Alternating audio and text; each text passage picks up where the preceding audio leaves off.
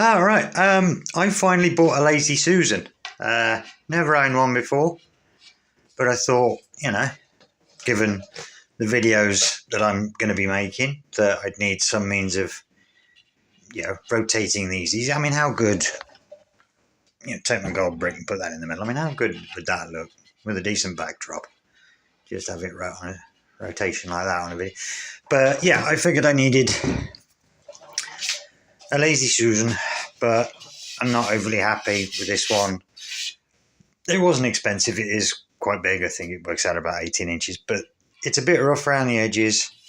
You can tell it was mass produced, and I'm not the world's biggest fan of the colour, so I got hold of some mixed grit sandpaper. We'll see what we end up using, and then I got a bit of linseed oil, which I'll throw across it just to make it a slightly different shade. I did think about waxing it or varnishing it, but I've never used linseed oil, so let's give it a try. So the first step, obviously, sanding. I love sanding. It's great. It isn't tedious in any way, shape or form, and has stopped me from... No, I'm not going to get into that one, but it is one of the many reasons why some of the things that I start I don't finish. It's because I'm not the world's biggest fan of sanding. But on the plus side, this isn't too big a piece, so we'll just give it a quick glitz over with, I don't know, maybe some 60 grit, then maybe a bit of 120 grit, something like that. So, a bit of 60 grit, how about that? So yeah, we'll start with some of this. This is just cheap. And we'll give her a rub down and see how we go. Well, I guess it's time to get my hands in frame. Just give this a quick lick over just here, and it feels instantly better just with the 60 grit. So I'm going to end up doing the whole thing, just follow the grain where I can.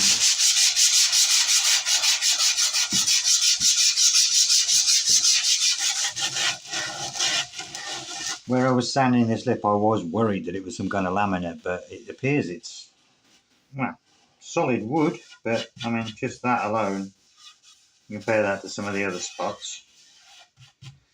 But at least the sanding's going to go well. I don't know how well the rest of it's going to go.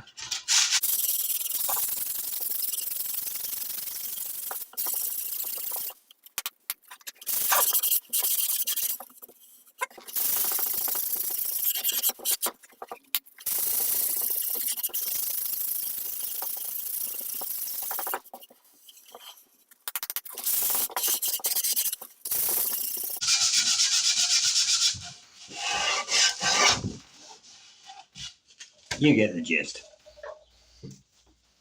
Okay, so I've given it a quick once over with the 60 grit. Now we're going to have a look at a bit of 120 grit. I've been around this lip, just round here, just to round it off a little bit. It was a little bit sharp where it had obviously been machined. But one of the unintentional designs is because of how the Lazy Susan, the base is so much further in. Don't know if that'll come up, but the base is like 3-4 inches in. There. Means I can prop that on the edge of the workbench and just come around the edge like that. So we're going to do the whole thing in 120 grit now, and then we'll have a look once that's taken care of. Right, I've gone over it with the 120, just having a quick feel around, make sure there's no rough spots or lumpy bits. Where this knot is, that was a little raised, so that needed a little bit more of a sand. And then there's this weird sort of almost stain-like, but you can barely notice it, but it's definitely, the wood is slightly darker for a period here. It's smoothed out very nicely. Next thing to do is flip it over. I'm not going to be sanding the bottom because you're not going to see it, but what I am going to do is, this is where I'm going to test this side, where I'm going to test my linseed oil. Now, if I don't like it, wow. I'm sorry, I didn't even notice the quality of the screw is coming out of the... It's even got a bearing on it. That is about as bad as it gets. Never mind. But yeah, tighten the screw up a little bit over. Yeah, thought there'd be a bearing in there, but no, just a bushing. Well, that's fine. Again, for what I need it for, this will work. But yeah, this is the side that I'm going to test the linseed oil on, and if I don't like how that looks, I do have a couple of options for stain. I'll start screwing in. I'll sort this out and then I'll start testing. Okay, you can tell this was cheap because I thought it would have a bearing underneath it. It doesn't. It has a plastic wedge, and this centre screw really wasn't attached very well. I've tightened it up and then taken a bit of slack out, but I've also put a little bit of PVA glue in the screw hole so that it shouldn't undo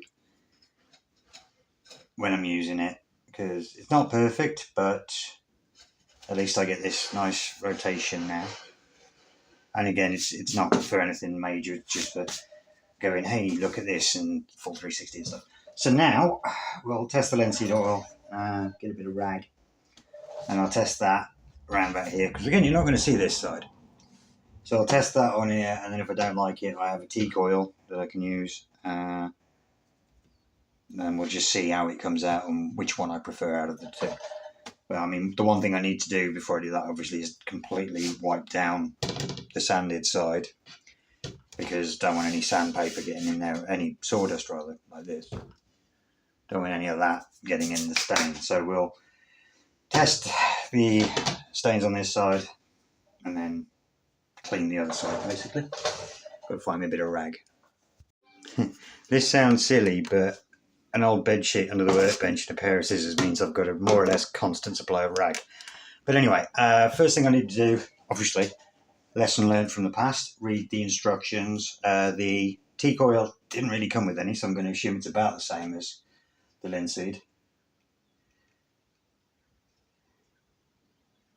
Yeah, put it on, leave it to dry. All right, that seems easy enough. Okay, so I'll finish my coffee and then we'll crack on with that. It was one of the most awkward childproof caps I've ever had to do. Anyway, bit of rag, slap it on. I mean, I wonder what chainsaw oil would do. That'd be funny. But anyway, it's just okay. Doesn't really do a lot. It makes it slightly more golden. I don't even know if that's gonna. Oh yeah, you can see where it was wet. But yeah, I'm not. I don't know.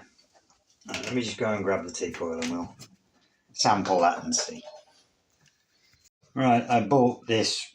It's water-based stain in a teak colour. I bought it off the common market eBay place. And we'll just say, I think it might be a bit dark.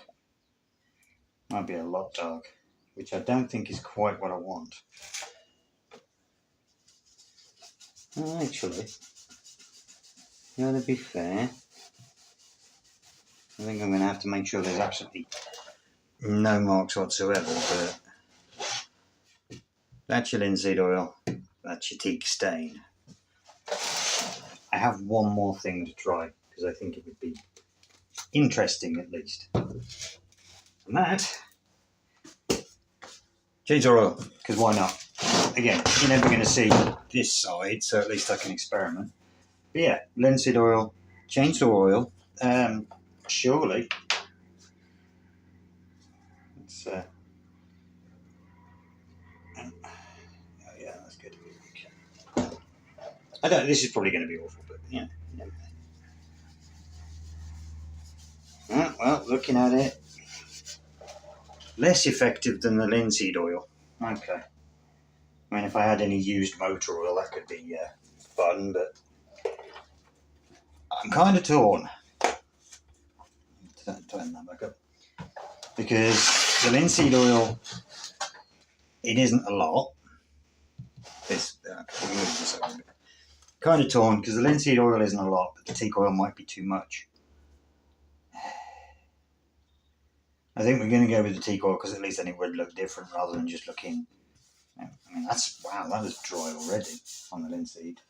So is that. So it's definitely dry wood because it's short. But yeah, I'll have a think on that one for a second, and then I'll come back and tell you what I've decided, whether it's going to be linseed oil or teak oil. Certainly not going to be chainsaw oil, because that doesn't do a thing. So yeah. All right, I took a minute. I think I'm going to go with the linseed oil. It doesn't really make that much of a difference. It just protects it. And the teak oil is just a little too dark, and I want to use that on some other things. So we're just going to Flip it back over and just coat it completely. Well, dust it off, wipe it down with a bit of methylated spirit, let that dry off, and then linseed oil a lot. So, yeah. To be fair, you've seen that many different stages of this. Do you really need to see me going blah, blah, blah? No, you don't. I'll show you the finished product, as it were. Yeah, I'm going to speed this up so you ain't got to sit through all of it, but we'll see what coverage we can get. Oh, balls. Well, that went everywhere. Well done.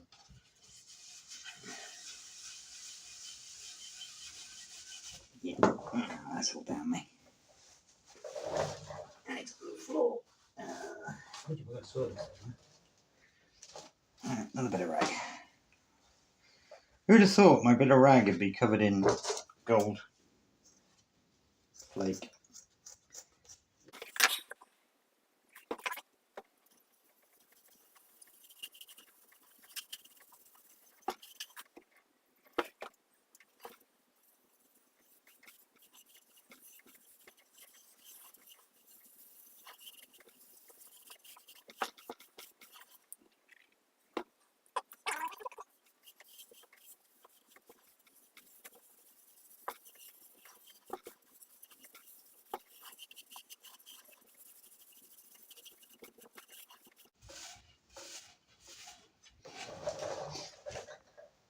Well, I don't hate it. It's definitely going to need another coat, but I don't hate it. Yeah. All right, I'm going to let that dry.